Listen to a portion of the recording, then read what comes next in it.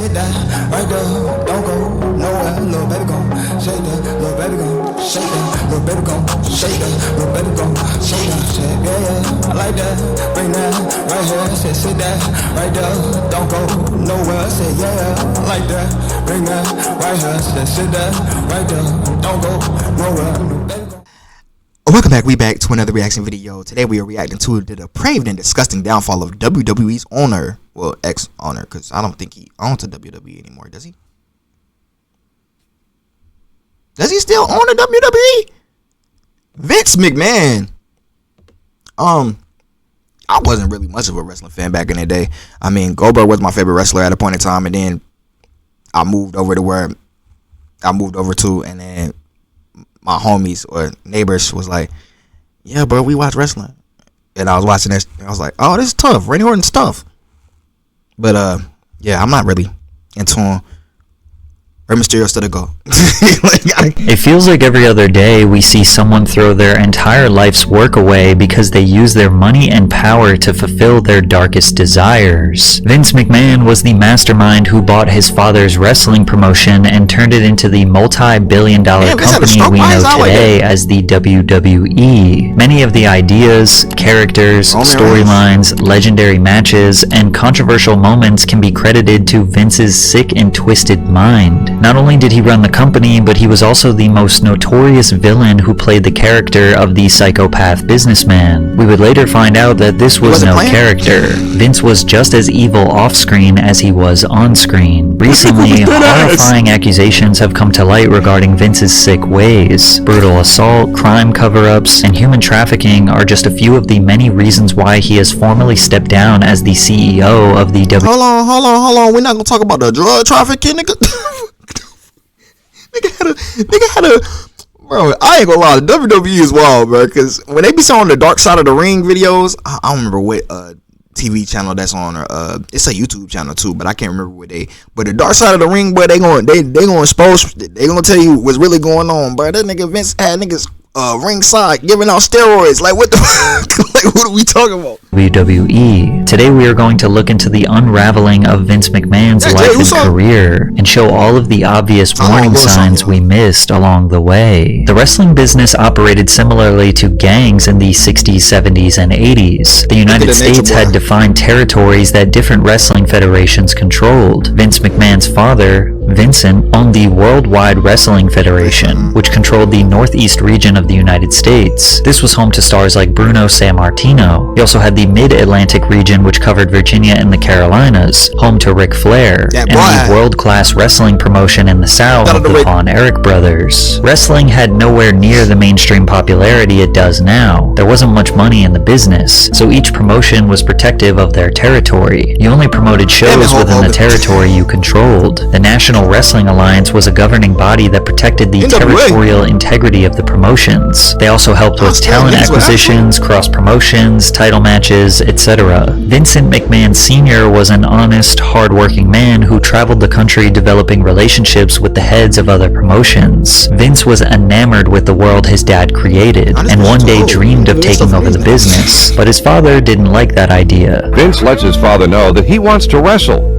His father is adamantly opposed. He wanted me to have a more secure future. He wanted me to be an accountant or an attorney or something like that. And I really wasn't cut out for any of the above. In 1972, his father finally gave him an opportunity to be a promoter all the way in Bangor, Maine, one of the smallest and most difficult places to generate excitement and revenue. So Vince Jr. came up with the genius idea of taping the matches and shipping those tapes across state lines to get people to start watching wrestling on television. Some people looked at this as undercutting or stealing from other territories, but over the next decade, Vince helped his father bring the business to new heights, bringing in stars like Muhammad Ali and tripling their television ratings in the region. However, the landscape of wrestling would shift dramatically when in 1982 his father was falling deathly ill from cancer. He wanted the WWF to remain a Northeast promotion and control the New York City area, but Vince Jr. had big dreams of becoming a national promotion and establishing a global presence. He bought the company and and shortly after, his father passed away.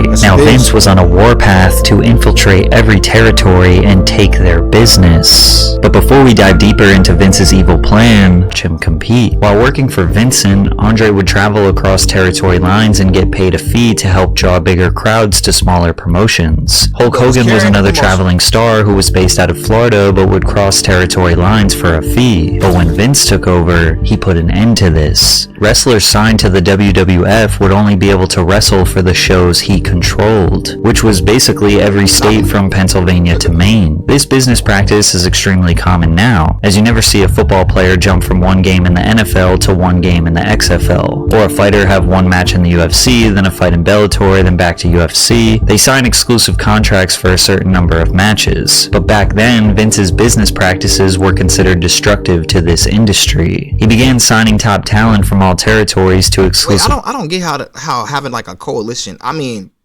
again, he's gonna make a monopoly, but like having it be a private organization that, well, it should be a group of people owning, not Vince being the sole owner of shit, but why would that not make sense? That way these niggas got a union and get whatever. Contracts with the WWF. Some of those wrestlers included Andre the Giant, Hulk Hogan, Rocky Johnson, Roddy Piper, Bret Hart, Mr. T, Randy Savage, The Ultimate Warrior, Ricky Steamboat, just to name a few. Vince started the Atlantic and Pacific Wrestling Corporation. Johnson, Roddy Piper, Bret Hart, Mr. T, Randy Savage, The Ultimate Warrior, Ricky Steamboat. Stop playing with me, bro. So Mr. T was a wrestler before he was... I pity the fool on the 18. Boy, you learn something new every day, cause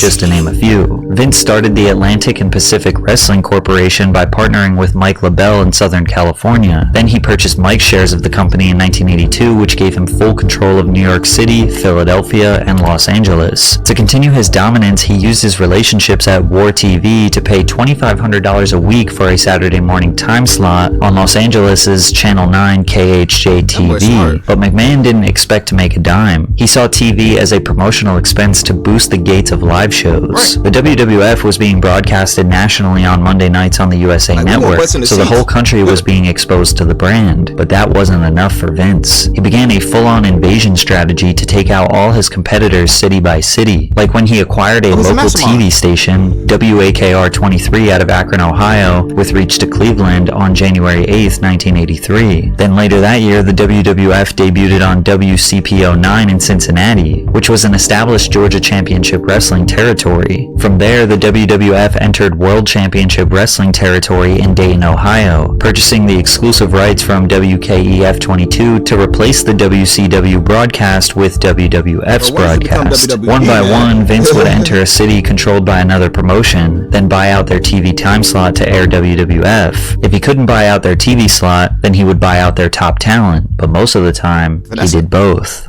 On an infamous day now known as Black Saturday, July 14th, 1984, Vince McMahon appeared on the Saturday time slot on TBS that regularly featured Georgia Championship Wrestling for over a decade. Vince walks on screen after purchasing the company in the time slot to basically flex and say the World Wrestling Federation is now taking over. It is indeed a pleasure to be associated with WTBS, and we promise to bring you the greatest in professional wrestling entertainment in the world today. Jim Ross, a legend known for being WWE's commentator in its golden years, said he once overheard several NWA promoters considering getting McMahon killed while in the stall of a public bathroom.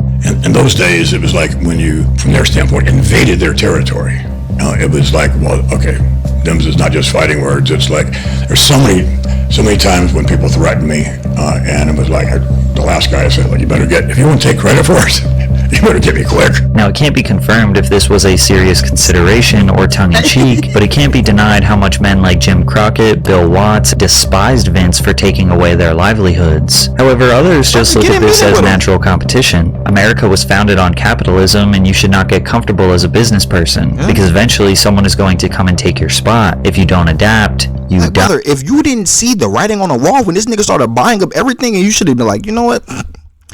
Let me just sell my stake and then get a new business, cause this nigga not playing with y'all. high, and by 1988, Vince McMahon fully decimated the territory system. Now the WWF was the biggest and best national wrestling promotion in the sport. This made it extremely easy for Vince to acquire the best talent throughout the 90s, as the World Wrestling Federation became home to rising stars like The Undertaker, Shawn Michaels, Stone Cold Steve Austin, Matt and Jeff Hardy, Triple H, Mick Foley, Kane, The Rock. It seemed like Vince's only competition was with himself. They were selling out stadiums all over the country and broadcasting their events nationally every week. With that being said, the pressure to remain number one was at an all-time high. The matches needed to be bigger. The stakes needed to be higher. Vince wrote in more gimmick matches like ladder matches, table matches, or weirder matches like casket matches and dumpster matches, which meant you had to finish your opponent by putting them in a casket or a dumpster. They even had weird ones like the boiler room match or the hog pen match, which involved wrestling in mud with pigs. But there's no doubt that the Hell in a Cell match, which featured a 16-foot steel cage that was designed to have wrestlers thrown from the top or through the middle, was the most electrifying way to watch two people wrestle. It didn't matter that it was fake, because those guys were actually putting their body and their lives on the line for our entertainment and Vince's money. It was only a matter of time before one of those high-flying stunts ended in disaster, and in 1999, at Over the Limit, that's exactly what happened. Owen Hart, who was portraying a superhero called the Blue Blazer, fell from 90 feet in the air during a botched entrance stunt where he was flying over the crowd into the ring. After the fall, he suffered internal bleeding and passed away right there in the stadium. They even announced his death on the show, but Vince said the show must go on, and they proceeded to finish the event like this extreme... No, that's ridiculous. I don't care. You take the loss that night. Bro, you take the loss on the money that night. Bro, that man just lost his life. Can we have some consideration? What the fuck is wrong with this nigga?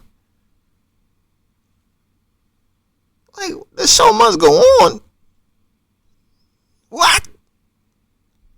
The tragedy did not happen. I have the unfortunate responsibility to let everyone know that Owen Hart has died.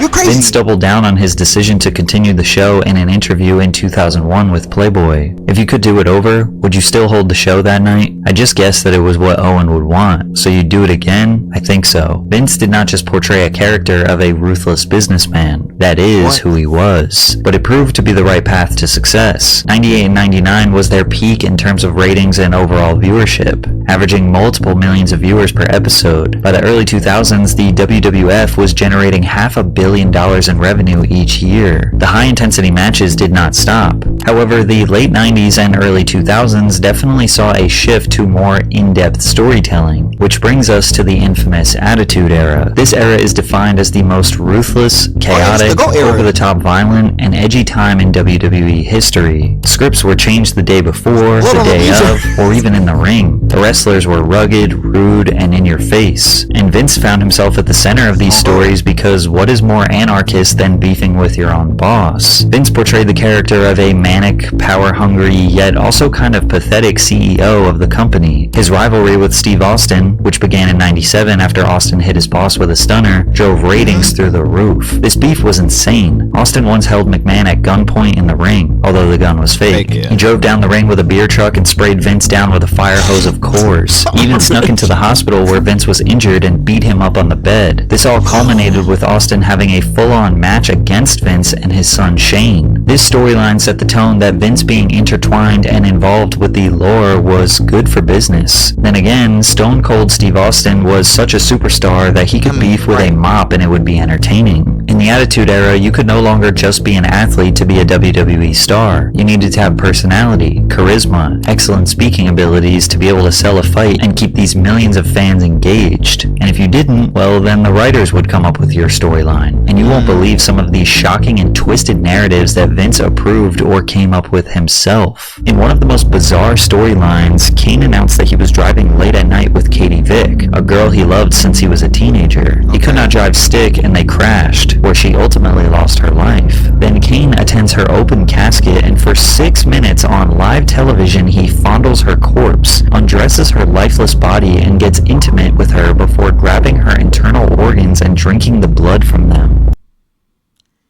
Hey, what in the When the demonic saying rich, like what? I'm glad I wasn't watching wrestling then, nigga. What? You telling me it's people who have this image into their brain because they watched it on live TV when they were like 12? What the fuck? You know how much nasty this nigga's promoting right now? Necrophilia is crazy, gang. Like or not. I'm gonna give you what you want. And I'm gonna take what I always wanted. Or what that nigga said he gonna take what he always wanted. Bro, you telling me you ain't never spanked that? So you about to spank her dead body? It's a corpse. At the time when Chris Jericho ambushed Chyna, tied her up in a dark room, and began torturing her by beating her with a hammer, which actually broke her thumb, so her painful screams were real. Vince was a big fan of humiliation, so he developed the Kiss My Ass Club, where a total of 6 men were forced to get on their knees and kiss his backside in front of millions of people. Most of the time this was to save their job, or just to... I'm sorry I keep pausing. I'm actually getting scared. What the fuck? There's no way this is on live television? Yeah. Look at all the people in the arena looking at this old man's posterior. What? There are children in the room. There are children in the room, Vince. Grow up, nigga. Embarrass them on a power trip. I should also note that Vince gave the world the satisfaction of being humiliated, as he scripted himself getting his face shoved in Rikishi and the Big Show's backsides. Now most people like to default to all of this being entertainment. He's a brown like, sure, they push some boundaries, but it's all fake, right? But as time went on and wrestlers spoke about their behind the scenes experiences and Vince McMahon being accused of sexual assault and trafficking women, some of these storylines felt more like a glimpse into the reality of Vince McMahon's private life. Vince often used his daughter, Stephanie, for his dark storylines, probably because her loyalty convinced her to never say no to him. Like when she was going to get married in the ring to her fiancé Test, only for Triple H to interrupt the wedding with a video of himself drugging, kidnapping, marrying, and... What? Nigga. Hunter Hemsley, what? Hunter Hemsley did what? Also, yeah, but I don't know why niggas saying Hemsley, nigga. Hemsley, nigga. Wait, what? And then sleeping with Stephanie while she was unconscious, which led to this infamous... This has to be fake, bro. Like, bro, why would you write this into the script, though? That is your daughter. Like, you would never want that to happen, ever. So for you to make it a storyline and get paid for it is insane. Promo. Come on out, you rapist!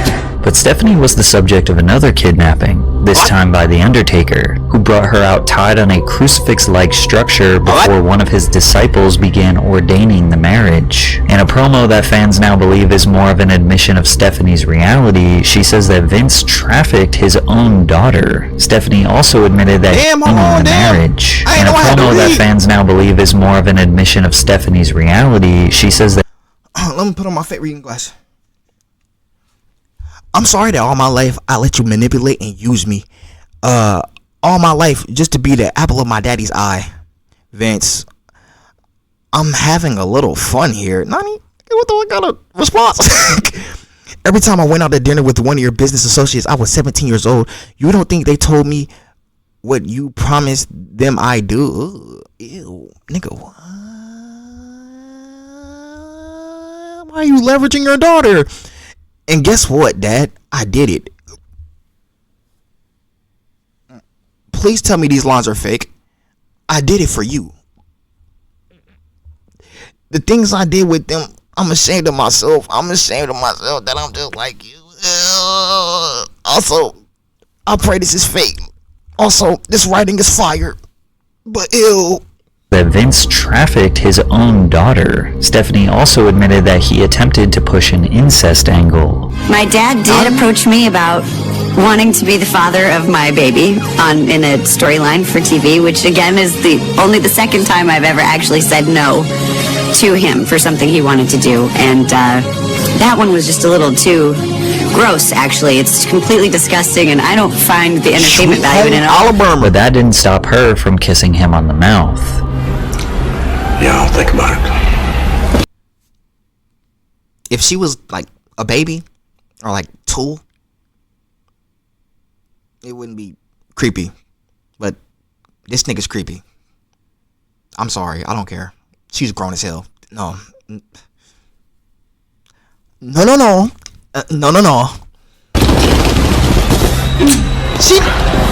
But Vince just could not stop coming up with tropes that involve men preying on women. Vince came up with a storyline for Diamond Dallas Page to stalk The Undertaker's wife. DDP says to this day he regrets agreeing to be a part of this narrative. What I should have done was shook everyone's hands and said, I love the idea, but not for DDP. A few years later, this is what Vince said he was going to do to The Undertaker's wife and kids. You don't realize what I'm going to do.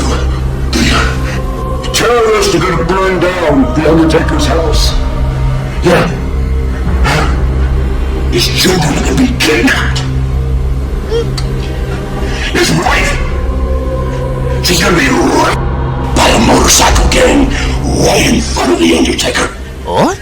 That's the plan I want to implement, damn it. Finally, Vince was able to find a woman who could take his twisted ideas to a whole new level, as he scripted himself a mistress, Trish Stratus. Trish played a character of a woman who slept with the boss to advance her place in the company. At one point, they even wrote that Vince's actual wife, Linda, was so ill she needed 24-hour nursing care and was on Georgia Bush wife. copious amounts of drugs. He then brought her out in front of the entire world to make out with Trish right in front of his wife. Crazy, Vince was brutal towards his wife. He even wrote in a scene where his kids repeatedly slapped their own mother to sell a promo. Whatever it takes to get ratings, right? And even though I'm sorry, bro. I was watching the little WWE and they were saying, it was like, who's the best heel? Nigga, the best heel of all time is this nigga. It's clearly this nigga Vince McMahon. If you don't believe it's Vince McMahon, you're crazy. Shout out Dominic Mysterio, though. He trying to turn it up, nigga. But the nigga, no, you will never reach this level. I pray to God, you never reach this level. This nigga's crazy. Trish was doing everything she could to advance her place in the company. It wouldn't be long before she was the one who would get humiliated, as he once even stripped her down in the ring and forced her to bark like a dog. He even tried to get her to join the Kiss My Ass Club. I'm gonna unbuckle my belt. But The Rock saved her. Vince's idea of easing up on women was by giving them a new match gimmick, the bra and panties match. This match gimmick was when the female wrestlers would only win the match if they stripped their opponent down to their bra and panties. They also had wet t-shirt contests and spanking matches. Vince was constantly writing storylines where women had to provide him with some sort of sexual favor. How badly do you want to be a WWE superstar? Tori Wilson spoke recently about how she never wanted to play the sexy role and how she tried to convince writers to get her to do more stunts. Fit Finlay was amazing, putting matches together and just trying to make us look the best he could. Yeah. And I often would ask him if I could please get thrown into the stairs or like not crazy things, but like, I just really wanted to get instead of being, if there's just like baseball slide into a chair, like it's some part of your Hall of Fame reel, and I'm like, oh my gosh, stuff like that.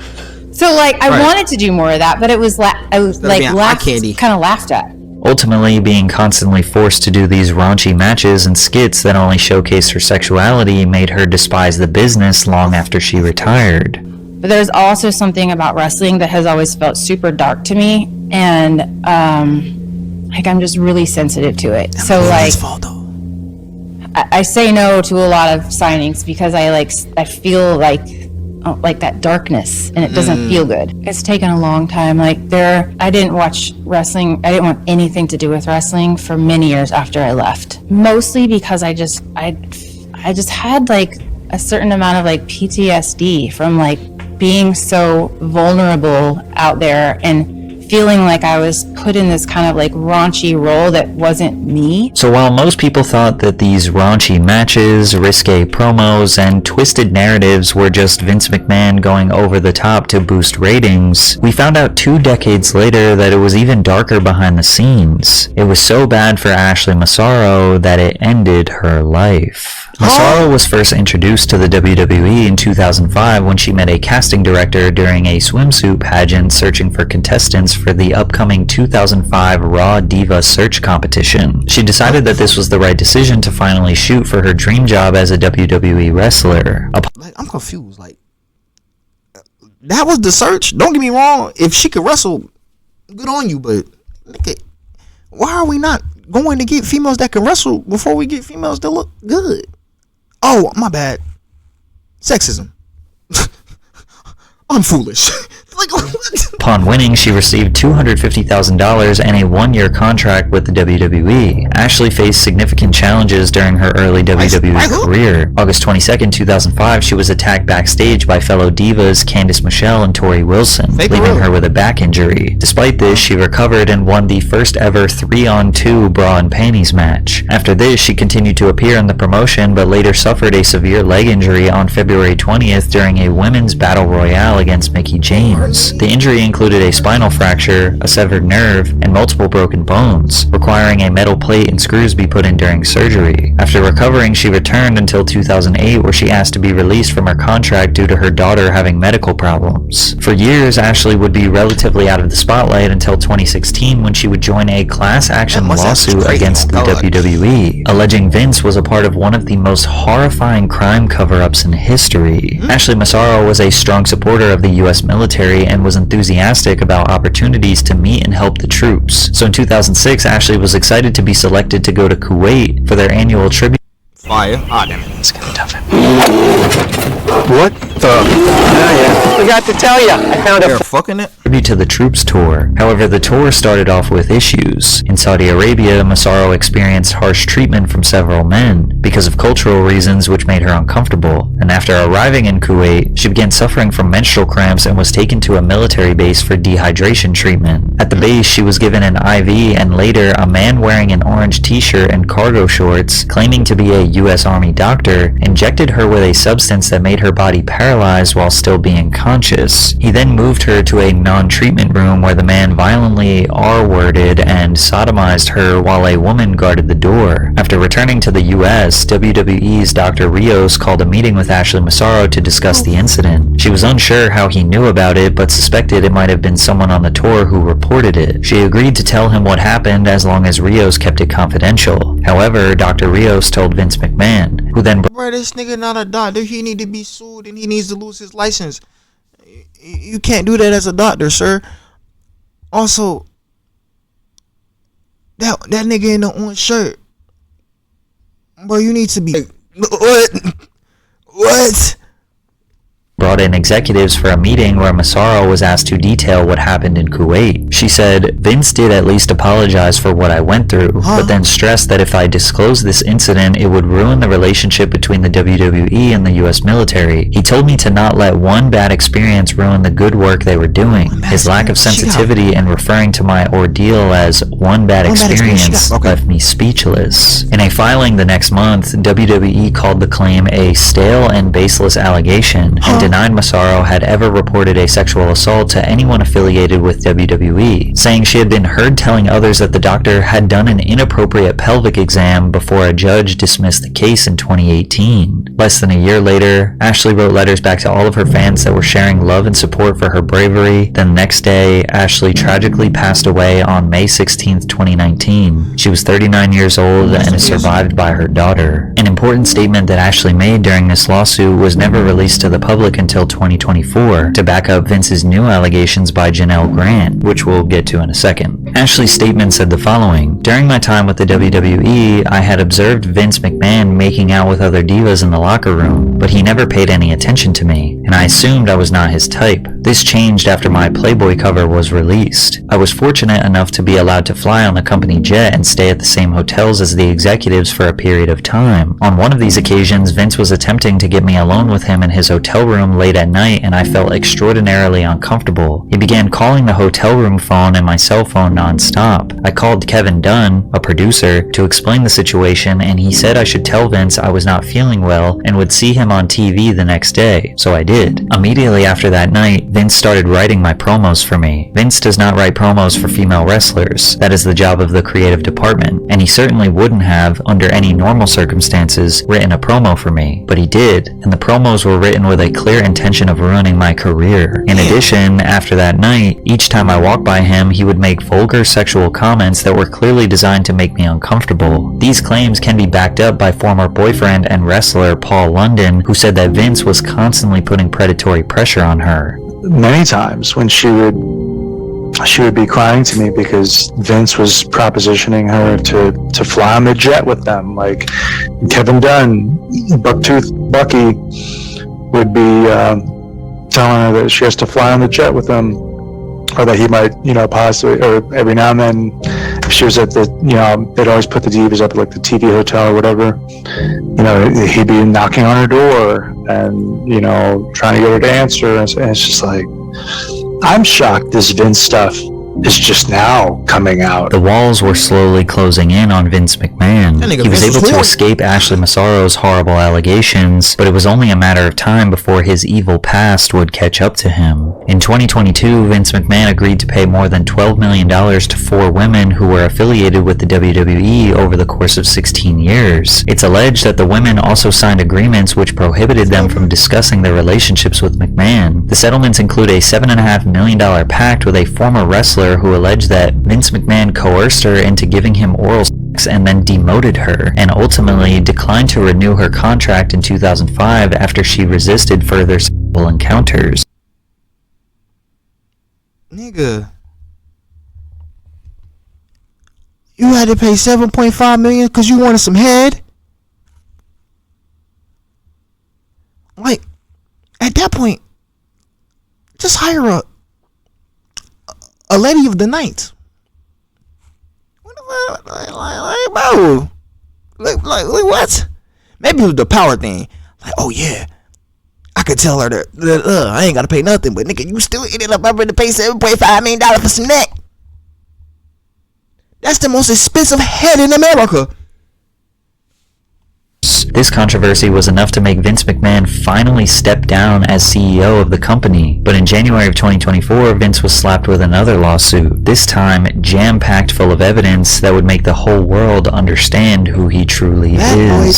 Janelle Grant, a former WWE employee, accused Vince McMahon of abuse, sexual exploitation, and humiliation during his tenure as chief executive. Grant alleged that McMahon lured her with promises of career advancement, but then exploited and trafficked her to other men within the company. Grant first met McMahon in March of 2019 through a manager in her apartment building, where McMahon also lived. She was seeking employment after her parents' deaths. McMahon promised her a job at WWE and showered her with gifts, but the meetings turned inappropriate when one time McMahon approached her in his underwear and pressured her into sexual situations. As such, when McMahon pushed Miss Grant for a physical relationship in return for long-promised employment at WWE, she felt trapped in an impossible situation, submitting to McMahon's sexual demands or facing ruin. Miss Grant feared she had everything to lose and faced negative consequences no matter what happened. In June of 2019, Grant began working as an administrator coordinator in WWE's legal department. After giving her a job, Vince McMahon's sexual demands increased, and he began sharing explicit photos and videos of her with other WWE employees and executives. Despite Miss Grant's expressions of unhappiness and attempts to end the sexual relationship, she came to understand that McMahon expected the physical relationship to continue as a part of her employment. In March of 2020, McMahon began sharing sexually explicit photographs and videos of Miss Grant, including pornographic content he recorded with other men both inside and outside the company. You can even see these. This nigga's Diddy. Like, bro, so y'all nigga get money and say, bro, I can do everything, anything.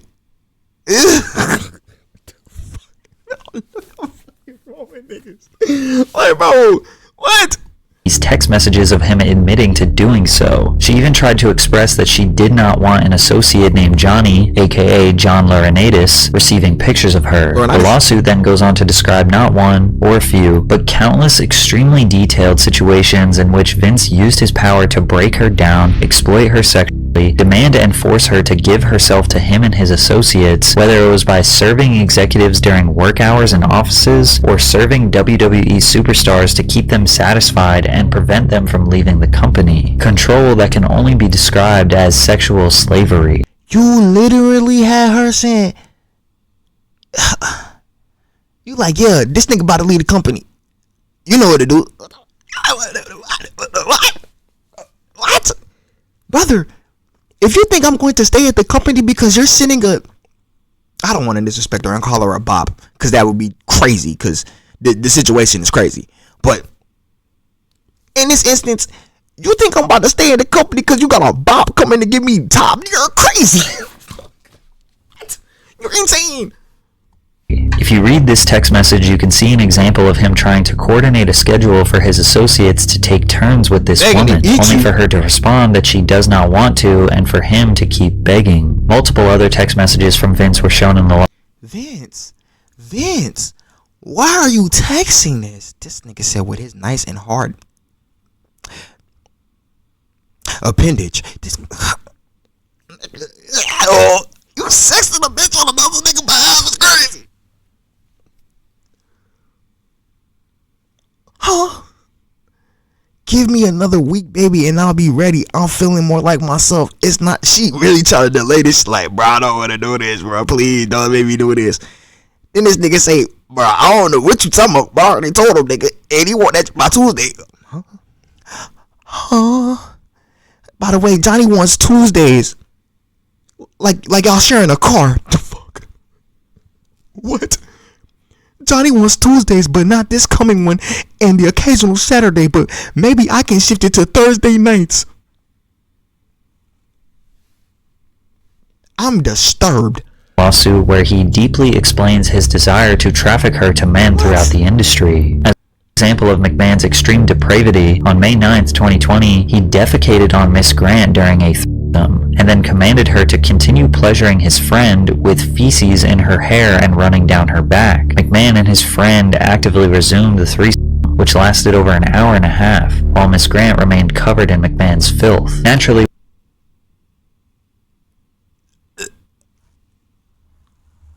in the sky? Ew. When niggas say sky pack, that's not what it's at. There's no way. There's no way this is real. Brother, this has to be a skit. She said, he went brr. It said, yeah, keep going. Huh? For an hour and a half, and she smells like excrement? There's no way. There's no way. This nigga think he a bird. Why is he on people's heads? when people hear about allegations like this, they tend to consider the alternative. Maybe she wanted this. Maybe she liked this. Maybe she is just using him for a payday after consenting to this depraved lifestyle. I don't know. And maybe in the beginning she did consent to these weird kinks. But it's very easy to see how these things can get out of control very quickly. A clear line between fantasy and reality needs to be drawn, and evidently that wasn't the case. Now people will also wonder, how did this get so bad? Well, a lot of people downplay the impact of psychological manipulation and how people can lose themselves, go numb, and just start obliging to the demands of their abuser. The lawsuit also quotes Vince texting her saying, "I want to drive you lower and lower, so low that you beg me to sell you." In early 2022, Vince said that his wife Linda found out about he and Janelle's relationship and threatened a divorce, so he stopped all communication with her to save his marriage and avoid a public fallout. He demanded that she sign a non-disclosure. He was married to Linda and he was doing all that. He was married the whole time doing all that shit. There's no way. I thought Linda was fake. There's no way. Closure agreement in which McMahon agreed to pay her $3 million to keep their relationship confidential. However, after the anonymous tip in 2022 that led to a board investigation and a multi-million-dollar payout to a few women, Vince stopped paying Janelle after the initial $1 million installment. Vince has vehemently denied any wrongdoing. He also put out a statement saying he and Janelle had a consensual relationship that lasted a little less than 3 years and ended in early 2022. He also added that Grant texted him explicit images of herself and messages expressing love for him, along with her wanting clothes and other gifts. We remain confident the evidence will prove Miss Grant's allegations are false and her complaint is nothing more than a fabricated, vindictive narrative from a disgruntled former girlfriend. But in July of 2023, federal prosecutors executed a search warrant for McMahon's phone and served him with a grand jury subpoena. And it seems like since then, which has now been a year, the feds have been building a case against him. Just a month ago, they asked Janelle if she would agree to essentially put her case on hold while they investigate him further. She agreed. So it seems like any day now the feds could present the world with years worth of evidence proving him to be the exact same depraved, disgusting, abusive, power-absorbed freak he conveyed himself to be on television for the past 35 years. It feels like... Dang, hold on, damn, this shit didn't reset. But that's the end of the video.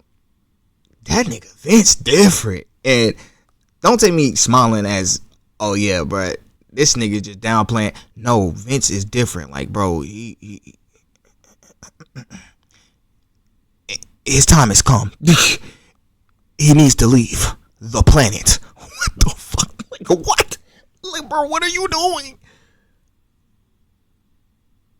I'm still stuck on the you defecated on shorty and said, yeah, let's keep going. Huh? Like, brother, ew. The fact that Buddy was, it was a threesome. It wasn't even really a threesome. She was getting trained. You telling me y'all training this, and then you take us on her, and then you say keep going. As the other nigga in the train, why are you still there? Like, not to make light of the situation, because, brother, he was mentally abusing her. Sexually abusing her. At that point, cause I'm not consenting to nothing else. There's no way. There's no, like, bro, the consent went out the window as soon as you started. As soon as your bowels started moving, the consent went out the window. Like, what is wrong with this man? Then you shopping her to everybody in the company, like, hey, bro, I got a care package for you. Don't leave.